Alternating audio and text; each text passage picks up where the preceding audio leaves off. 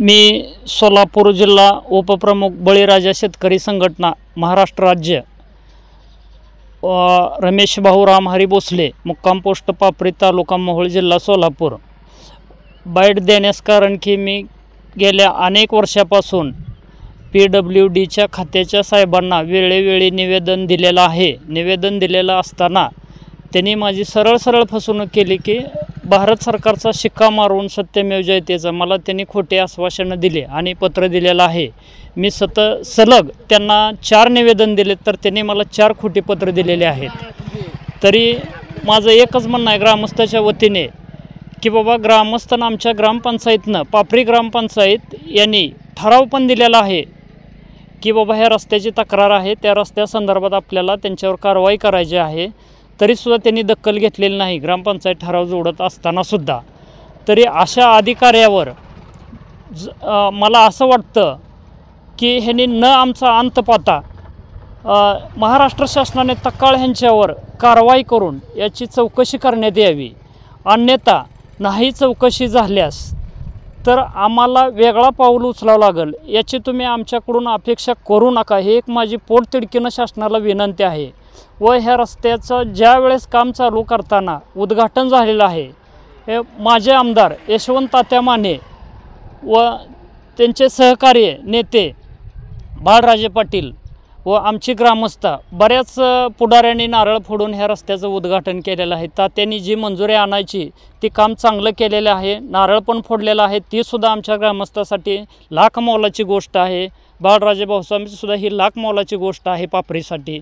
पापरीवर त्यांचं असंच लक्ष राहावं ही सुद्धा मी ह्याच्यात व्यक्त करतो पोटतिडकीनं। परंतु ही नारळ फोडल्यापासून ह्यांनी ह्याची चौकशी का केली नाही, ह्याची चौकशी करावी आणि असे कोण जी डांबरट अधिकारी आहेत शासनाचं त्यांच्यावर तत्काळ कारवाई करण्यात यावी।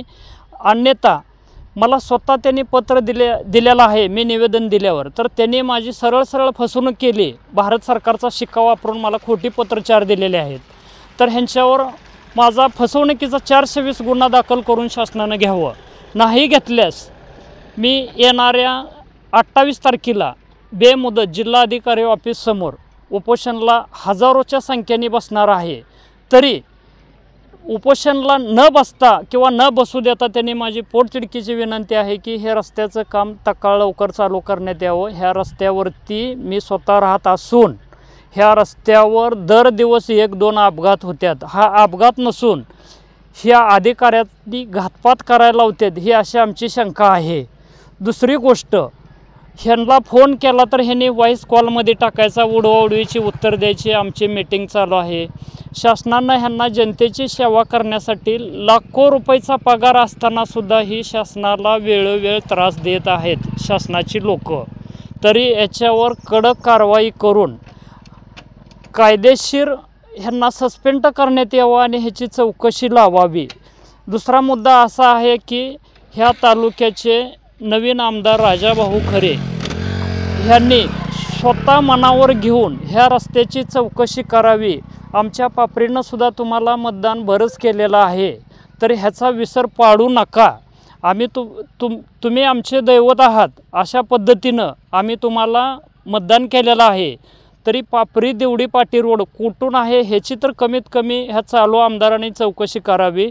व दुसरा मुद्दा, आपल्या सोलापूर जिल्ह्याचे लाडके खासदार, सोलापूर जिल्ह्याची भगिनी म्हणायला सुद्धा काही वावगं ठरणार नाही, तर असे तडफदार नेतृत्व करणारे खासदार प्रणितताई शिंदे यांनी सुद्धा ह्या कामाची सखोल चौकशी करून ह्या अधिकाऱ्यावर कारवाई करण्यात यावी। आणि मी तर स्वतः माझा 420चा फसवणुकीचा गुन्हा दाखल करणार आहेच।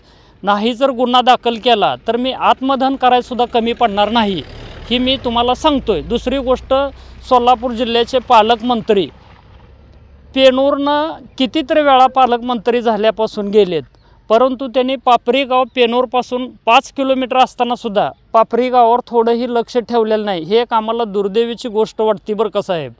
तरी पालकमंत्र्याला माझी पोटतिडकीनं विनंती आहे की तुम्हीसुद्धा ह्याची चौकशी करावी आणि सोलापूरच्या दौऱ्याला जसं येता तसं कधीतरी आता आला तर पापरी ते देवडी पाटी रस्त्याची पाहणी करावी आणि पेनूर ते पापरी रस्तेसुद्धा तुम्ही चौकशी करून अशा अधिकाऱ्याला तत्काळ सस्पेंड करण्यात यावं. ती फोन उचलत नाहीत, खोटी पत्र देतात, शेतकऱ्याची फसवणूक करतात. तर ह्याच्यावर ह्यांनी कडक बंदोबस्त करून ह्यांनी जर नाही कारवाई केली तरी मी स्वतः 420चा गुन्हा दाखल करणार आहे, ही मी तुम्हाला सांगतोय. याची दखल घेण्यात यावी. जय हिंद, जय महाराष्ट्र, जय बळीराजा.